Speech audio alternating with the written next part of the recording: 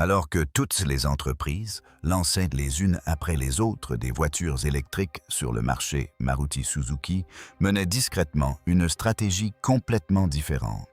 De l'extérieur, on aurait dit qu'ils étaient à la traîne, mais en réalité quelque chose d'important se tramait. Et voilà que Maruti lance sa première voiture électrique, le VX, à un prix de départ de seulement 13,0 à 14,0 $ américains. La question est maintenant, s'agit-il simplement d'une voiture électrique bon marché? Ou bien cache-t-elle une stratégie susceptible de bouleverser tout le marché, alors que d'autres constructeurs produisent des véhicules électriques haut de gamme et sophistiqués? Maruti a choisi de viser directement le grand public. Mais la question cruciale reste en suspens. Quelle technologie de batterie Maruti a-t-il utilisée? S'agit-il d'une véritable innovation ou simplement d'une astuce pour réduire les coûts? La question principale est comment une telle voiture peut-elle être proposée à un prix aussi bas? Comment a-t-elle pu conquérir si rapidement le marché des véhicules électriques? Si vous souhaitez savoir si le VX peut véritablement révolutionner le marché automobile de demain, regardez cette vidéo jusqu'au bout. Avant de commencer, abonnez-vous à la chaîne pour être informé et en avant-première des prochaines vidéos. Pour comprendre le nouveau véhicule électrique de Maruti Suzuki, il est essentiel de saisir au préalable l'importance du marché de cette entreprise et son parcours jusqu'à ce niveau. Car, en réalité, Maruti n'est pas une petite entreprise. Maruti est le plus grand constructeur automobile indien qui règne depuis des années sur le cœur de la classe moyenne. Pour revenir à ses débuts, l'histoire de Maruti commence dans les années 1980, à une époque où acheter une voiture en Inde était un luxe. À cette époque, le gouvernement rêvait de produire une voiture abordable et fiable. C'est ainsi que Maruti Udyog Limited a vu le jour. Plus tard, le constructeur automobile japonais Suzuki Motor Corporation s'est associé à l'entreprise et c'est là que tout a basculé. Des voitures comme la Maruti 800 ont fait leur apparition, transformant pour la première fois le rêve de posséder une voiture en réalité pour les gens ordinaires. Progressivement, Maruti a réussi là où les autres constructeurs avaient échoué, comprendre les besoins de la classe moyenne indienne. Prix bas, entretien réduit et faible consommation. Ces trois éléments ont façonné l'identité de Maruti.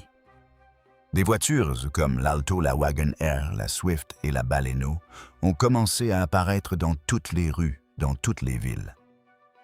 À une époque, une voiture sur 2 vendue en Inde était une Maruti. Aujourd'hui, la part de marché de Maruti se maintient autour de 40%, un chiffre considérable pour une seule entreprise. Cela signifie que sur 10 voitures vendues, 4 sont des Maruti. C'est pourquoi on la surnomme souvent le constructeur automobile indien.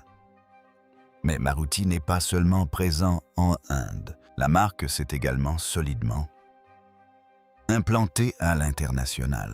L'entreprise exporte ses voitures dans plus de 100 pays.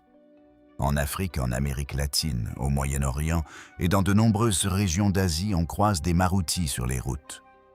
Fait intéressant, les voitures fabriquées en Inde sont les mêmes que celles exportées sur les marchés internationaux. Cela signifie que l'Inde est désormais devenue un important centre de production pour Maruti. Si l'on parle des ventes de l'année dernière, en 2024, Maruti Suzuki a vendu plus de 2 millions de voitures. C'est un chiffre record pour une seule entreprise. Et cela témoigne de la grande confiance que les consommateurs continuent d'accorder à Maruti. Mais voici le plus intéressant. Alors que le monde entier se précipitait vers les véhicules électriques, Maruti semblait un peu à la traîne. Des noms comme Tata Motors, BYD ou Tesla avançaient rapidement dans le secteur des véhicules électriques, tandis que Maruti se contentait d'observer le marché. Beaucoup pensaient que Maruti avait pris du retard dans cette course.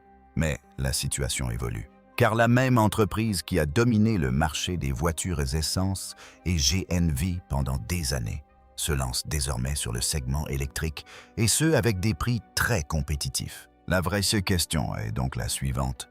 Maruti peut-il réitérer son succès passé avec les véhicules électriques? peut-il à nouveau rendre les voitures électriques abordables pour la classe moyenne? Côté prix, entre 13,0 et 14,0 $. C'est là que réside la question cruciale. Comment Maruti Suzuki a-t-il réussi à proposer son e-Vitara à un prix de 13,0 à 14,0 $, alors que les véhicules électriques des autres constructeurs sont si chers? À première vue, cela semble presque impossible. Mais lorsqu'on comprend la stratégie sous-jacente, la situation devient plus claire. Commençons donc par le coût réel d'un véhicule électrique, la batterie.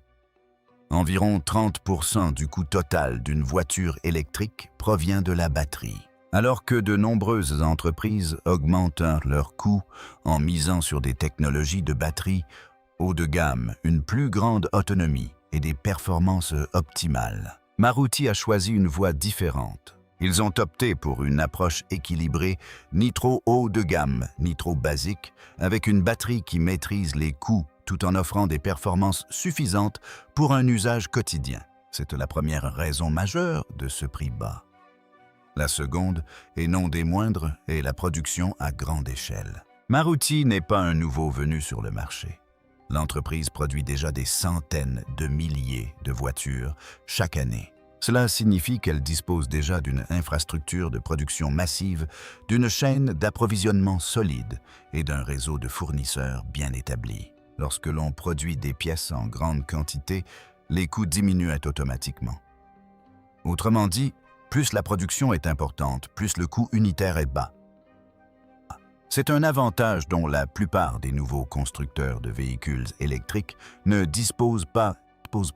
Depuis ses débuts, Maruti s'est concentré sur un seul objectif, fabriquer un maximum de pièces en Inde même. De ce fait, les coûts d'importation, les taxes et les frais logistiques sont considérablement réduits. Alors que certains constructeurs de véhicules électriques dépendent encore de l'importation de cellules de batterie ou de composants essentiels, Maruti a progressivement mis en place un écosystème local.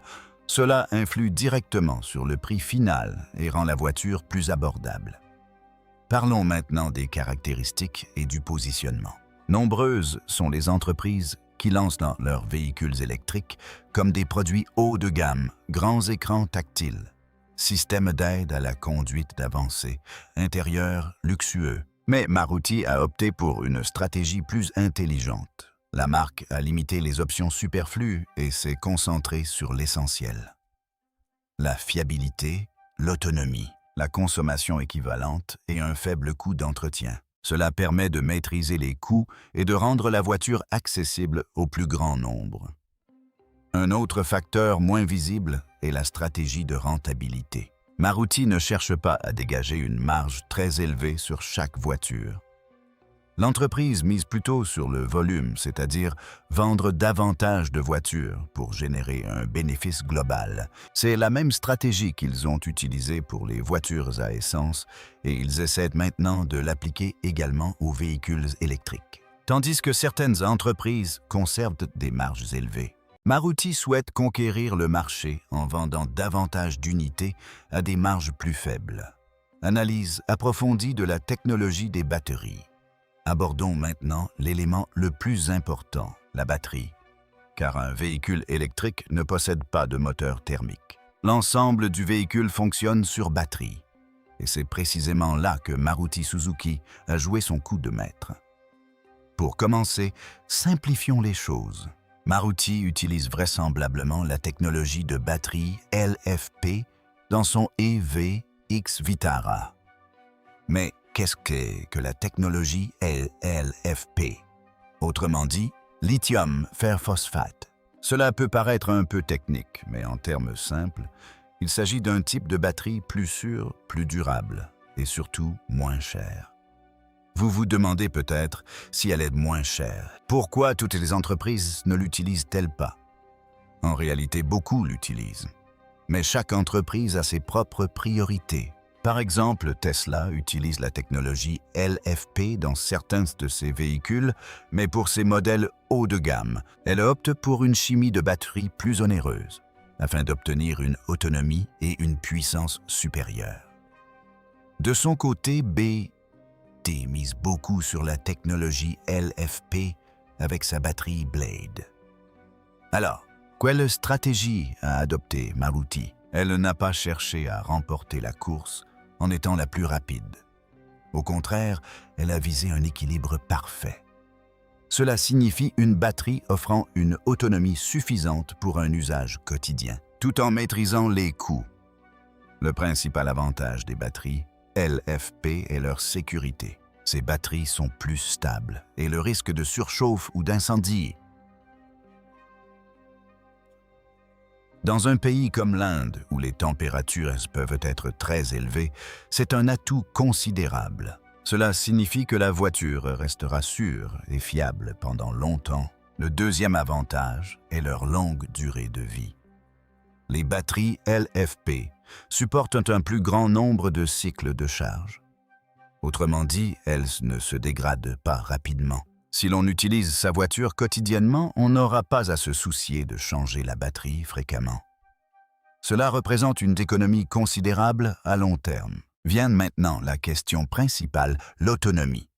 Car lorsqu'on envisage d'acheter un véhicule électrique, la première question est « Quelle distance peut-il parcourir avec une seule charge ?» Les batteries LFP ont généralement une densité énergétique légèrement inférieure, ce qui signifie qu'à taille égale, elles offrent une autonomie un peu moindre que les batteries plus chères. Mais réfléchissez-y, tout le monde a-t-il vraiment besoin d'une autonomie de 800 à un 0 km? Non. La plupart des gens parcourent seulement 30 à 50 km par jour. Maruti a donc compris que l'utilisateur moyen n'a pas besoin d'un produit surdimensionné. De plus, un autre avantage, souvent négligé, réside dans la recharge. Les batteries LFP supportent parfaitement la charge rapide et les recharges fréquentes ne les endommagent pas significativement. Les utilisateurs peuvent ainsi recharger leur voiture plus souvent sans trop s'inquiéter. Mais oui, rien n'est parfait. Les batteries LFP peuvent voir leur performance légèrement diminuée par temps très froid. Cependant, dans un pays comme l'Inde, ce n'est pas un problème majeur. Plateforme et ingénierie. Parlons maintenant d'un aspect invisible de l'extérieur, mais qui est pourtant crucial. Plateforme et ingénierie. Parce qu'un véhicule électrique ne repose pas uniquement sur une batterie, la plateforme détermine si la voiture est évolutive ou simplement un produit adapté. La question directe est donc la suivante. Maruti Suzuki a-t-il construit l'EVX Vitara en modifiant une ancienne plateforme de voiture? À essence, ou s'agit-il d'une plateforme de véhicule électrique entièrement nouvelle?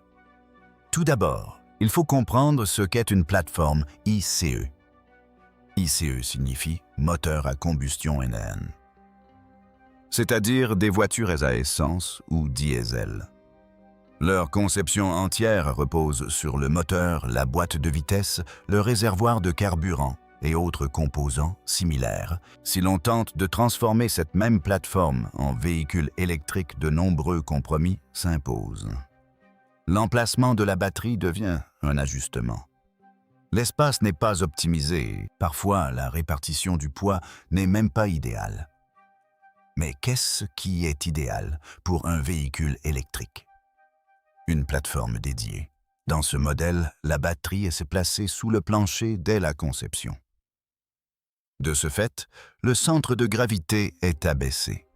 La stabilité est améliorée et l'habitacle est plus spacieux. Maruti a donc fait un choix judicieux. Selon les rapports et les analyses du secteur, l'EVX Vitara repose sur une architecture dédiée aux véhicules électriques développés à l'échelle mondiale par Suzuki. Cela signifie qu'il ne s'agit pas d'un véhicule électrique improvisé, mais d'une voiture conçue dès le départ pour une utilisation électrique. Pour faire simple, imaginez que vous construisez une maison et que vous essayez ensuite d'y ajouter un ascenseur. Vous rencontrerez des problèmes d'espace et de structure. Mais si l'on prévoit dès le départ l'espace nécessaire pour un pont élévateur, tout se déroule sans accroc. C'est là la différence entre une plateforme modifiée et une plateforme dédiée aux véhicules électriques. Le principal avantage de cette nouvelle architecture réside dans l'emplacement de la batterie. Celle-ci est placée à plat sous l'ensemble du véhicule. Grâce à cela, le poids est réparti de manière optimale. La voiture est plus stable sur la route et la confiance s'accroît dans les virages et à grande vitesse. Le second avantage réside dans l'espace. L'absence de moteur et de boîte de vitesse libère de l'espace dans l'habitacle. Les passagers arrière bénéficient de plus d'espace pour les jambes et le volume du coffre est mieux exploité. Ainsi, à gabarit égal, le confort est accru. Il existe cependant un autre aspect, souvent négligé de l'ingénierie, la modularité. Cette plateforme de Maruti s'est conçue de manière à permettre à l'avenir l'intégration de différentes tailles de batteries, de moteurs et de modèles sur une même base. Autrement dit, aujourd'hui, il s'agit de l'EVX. Demain, on pourrait y trouver une petite citadine ou un SUV plus imposante. Cela permet à l'entreprise de réaliser des économies à long terme et d'accélérer le développement. Mais même ici, Maruti a évité le surdimensionnement. La plateforme n'est pas si sophistiquée que les coûts s'envolent. Ils ont donc opté pour une approche judicieuse, à la fois pratique et abordable. Autre point intéressant, la légèreté de la construction. Maruti a toujours été réputé pour la légèreté de ses voitures. Dans les véhicules électriques, le poids augmente à cause de la batterie, mais grâce à une ingénierie intelligente, le reste de la structure a été optimisé afin de maîtriser le poids total. De ce fait, l'autonomie est améliorée et la conduite plus fluide. Autonomie et performances réelles. Parlons maintenant de ce qui préoccupe tout acheteur, l'autonomie et les performances réelles, car les chiffres annoncés ne correspondent pas toujours à la réalité. Si l'Evita de Maruti, Suzuki revendique une bonne autonomie sur le papier, la vraie question est, sera-t-elle vraiment pratique dans les conditions indiennes? Écoutez, les conditions de conduite en Inde sont très différentes. Parfois des embouteillages, parfois des routes en mauvais état, parfois une chaleur extrême. Dans ces situations, l'autonomie d'un véhicule électrique diminue naturellement. Si une voiture annonce une autonomie de 400 à 450 km sur le papier, en réalité, elle parcourt généralement entre 300 et 350 km sans problème. Mais c'est là que l'approche de Maruti diffère.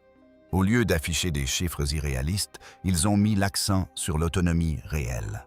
Autrement dit, une autonomie qui permet une utilisation quotidienne en ville sans souci.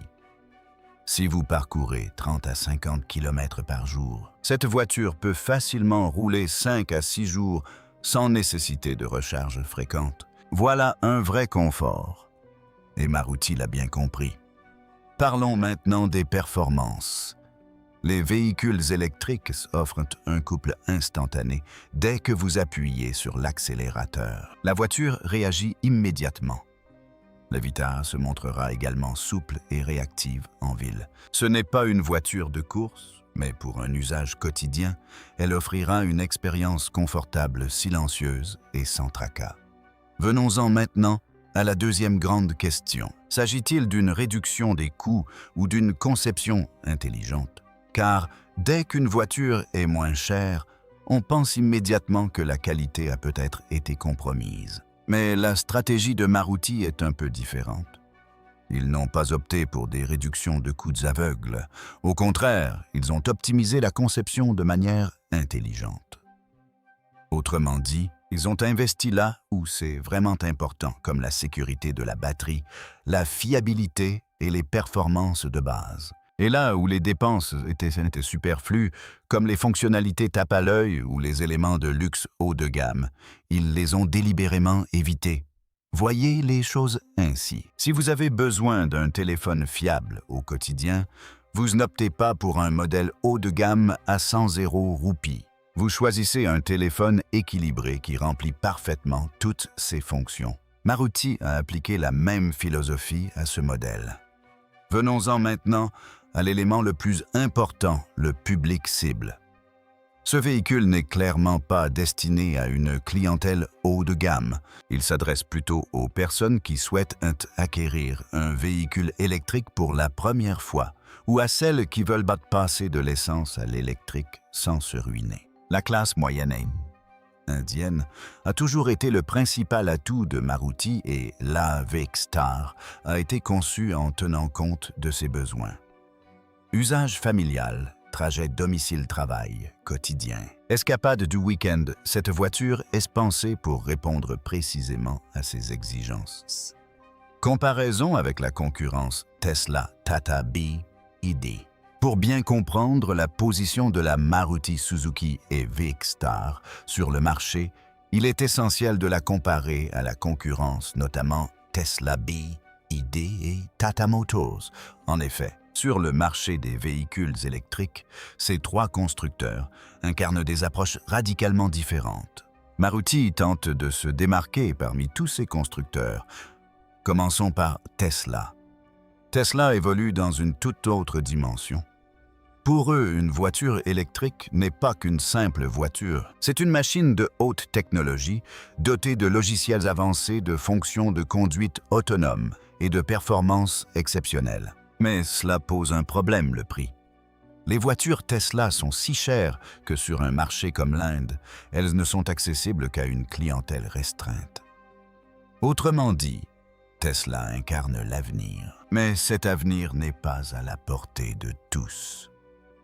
Passons maintenant à BYD est un acteur avisé. L'entreprise excelle dans le domaine des batteries et maîtrise parfaitement ses coûts. Ces modèles sont moins chers que ceux de Tesla, sans pour autant appartenir entièrement à la catégorie des véhicules d'entrée de gamme. BYD s'attache à trouver un juste équilibre entre technologie et accessibilité. Cela signifie qu'ils proposent des produits de pointe à des prix relativement abordables, mais ils ne sont pas encore totalement accessibles à la classe moyenne. Or, l'acteur le plus important est Tata Motors. Si quelqu'un a initié la révolution des véhicules électriques en Inde, c'est bien Tata. Ils ont très tôt compris que pour que les véhicules électriques se deviennent populaires, ils devaient être abordables. C'est pourquoi ils ont lancé des voitures comme la Nexon EV et la Punch EV, qui allient prix et praticité. Aujourd'hui, Tata domine le marché des véhicules électriques grâce à son arrivée précoce et à sa capacité à sensibiliser le secteur. Mais la donne change avec l'arrivée de Maruti, qui a adopté une stratégie radicalement différente. Elle ne se positionne pas sur le segment haut de gamme, comme Tesla ne se lance pas dans la course technologique comme BYD, et ne dépend pas uniquement de son avantage de pionnier comme Tata. L'objectif de Maruti est la domination du marché de masse. En termes simples, Tesla s'adresse aux acheteurs haut de gamme.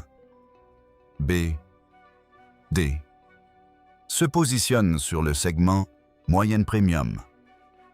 Tata fabrique des véhicules électriques abordables. Et que fait Maruti? Maruti étend encore davantage son offre aux véhicules abordables afin que tous les foyers puissent accéder à la voiture électrique. C'est là la principale différence. Tata a démocratisé la voiture électrique auprès de la classe moyenne, mais Maruti s'efforce de la rendre accessible même aux classes moyennes inférieures. Et c'est là que réside le plus grand atout, la confiance et le réseau. Maruti possède le plus vaste réseau de services après-vente en Inde, le plus grand nombre de concessionnaires et une confiance bâtie au fil des années. Lorsqu'une personne achète son premier véhicule électrique, elle souhaite minimiser les risques. C'est précisément là que l'arrivée de Maruti peut tout changer. La réalité des infrastructures de recharge, un problème en Inde. Venons-en maintenant à la réalité majeure, sans laquelle l'histoire du véhicule électrique serait incomplète. L'infrastructure de recharge est essentielle, car aussi performante soit une voiture, si la recharge n'est pas simple, elle ne sera pas pratique pour les utilisateurs. Et en Inde, c'est le plus grand défi actuellement. Voyez même, aujourd'hui dans notre pays, les bornes de recharge ne sont pas disponibles partout. Dans les grandes villes, le réseau se développe lentement, mais dans les petites villes et sur les autoroutes, la situation reste encore fragile. Les gens se demandent encore Et si la batterie tombe en panne en pleine route? C'est cette crainte qui freine l'adoption des véhicules électriques. La question est maintenant de savoir comment Maruti Suzuki a géré ce problème. L'a-t-elle ignoré? À vrai dire, Maruti n'a pas opté pour une approche similaire à celle de Tesla qui consiste à construire son propre réseau de recharge dédié. Maruti ne cherche pas à installer des bornes de recharge partout par ses propres moyens, mais cela ne signifie pas qu'elle ignore complètement le problème. Son approche est plus pragmatique, elle noue des partenariats avec l'écosystème de recharge existant, comme les compagnies pétrolières et les réseaux de recharge privés, et développe le réseau de bornes de recharge par l'intermédiaire de ses concessionnaires. Cela signifie qu'au lieu de construire un réseau à partir de zéro, ils utilisent et développent un système déjà en pleine expansion. Parallèlement, Maruti mise également sur la recharge à domicile, car en Inde, la plupart des gens gardent leur voiture chez eux. Si la recharge nocturne devient facile, la dépendance aux bornes de recharge publiques diminuera considérablement. Vous n'aurez donc plus besoin de chercher une borne de recharge chaque jour. Prochainement, Maruti prévoit de lancer des véhicules électriques sur différents segments, des petites citadines aux grands SUV. Cela signifie que, comme aujourd'hui, il propose une gamme complète de voitures à essence. À l'avenir, il prévoit également de développer une gamme entièrement électrique. Et le véritable objectif de Maruti est de faire des véhicules électriques non pas un produit de luxe ou de niche, mais un véhicule courant. Aujourd'hui encore, l'achat d'une voiture à essence est courant. Dans un avenir proche, les véhicules électriques devraient également se généraliser. Si vous souhaitez découvrir les secrets bien gardés de l'industrie automobile de manière claire et accessible, abonnez-vous dès maintenant à la chaîne. Les prochaines vidéos vous révéleront la vérité.